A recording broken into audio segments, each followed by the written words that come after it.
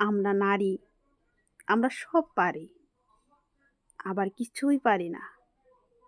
আমরা মানুষ, আমরা সাহায্য করতে পারি, কিন্তু আমাদেরকেই বদনাম করে দেয়। কিছু কর্ম করি বা না করি, তবুও শুনবা কিছু করনি। জন্মের থেকেই লেখা ছিল যে নারী বদনাম হইব, সবাইকে দেখশন করব, সবার জরুরত পূরণ করব,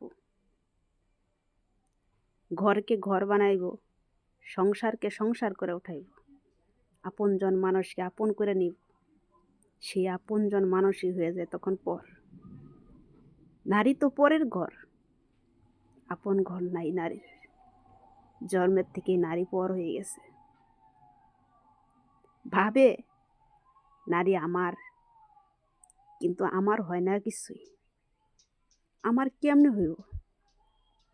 নারী যে জন্মের থেকেই পর, পরের ঘরে যেতে লাগবো, পরের স্বাধীনে থাকতে লাগবো, পরের ইশারায় থাকতে লাগবো। নারী দোষী, কিন্তু নারী আপন হয় না।